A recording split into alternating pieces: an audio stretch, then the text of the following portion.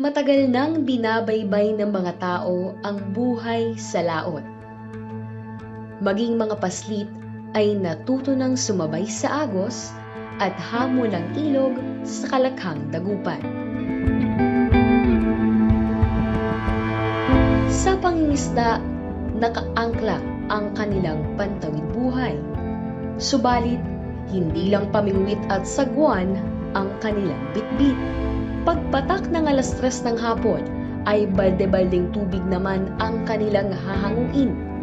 Kabilang narito ang isang bata mula sa Barangay Kalmay. Ako po si Mark Kalimlim, 17 taong gulang, mangingisda po sa Barangay Kalmay.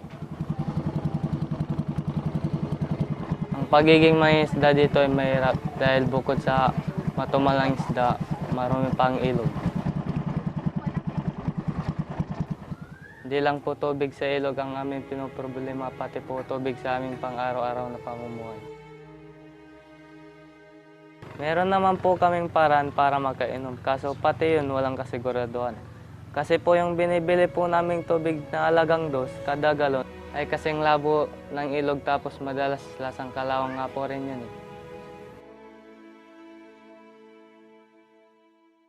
Wala naman po kaming magawa kasi hindi po namin kayang bumili ng mineral sa bayan dahil hindi na nga po kasya yung kita sa pangisda, kaya pikit sa belo lang hanggang sa masanay na lang.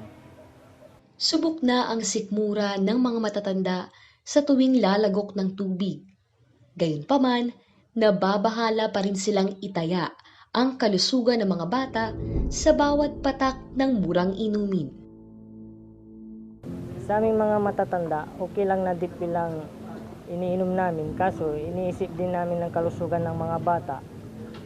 Kaya kung umabot sa puntong nasisiraan yung makina ng deep well, nakikigigib na lang kami sa ibang barangay.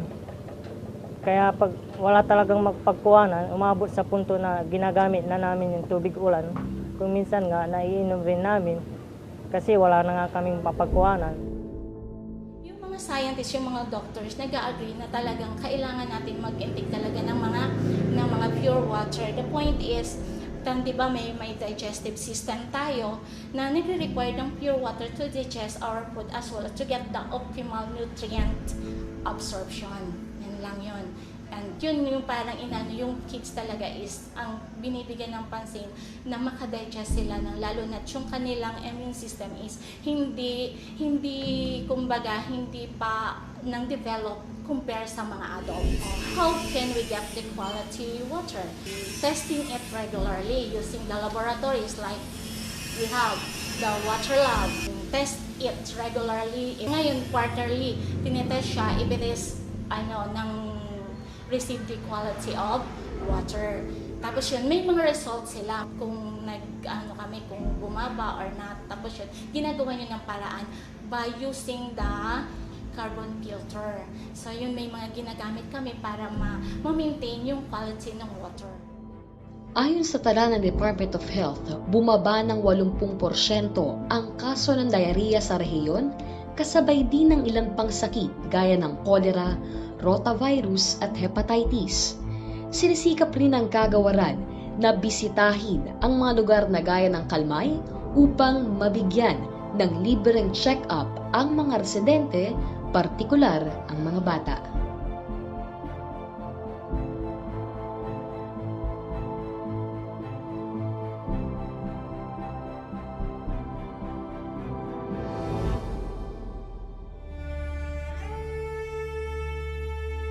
Sana in the next few years, magawa na ng paraan.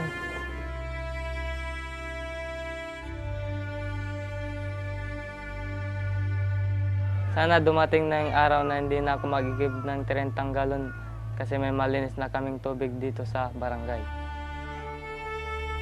Gaano man katagal ang kailangan nilang baybayin, hindi mawawala ang pag-asang tuluyan silang makadadaong sa panahong malinis na tubig na ang papawi sa kanilang uhaw.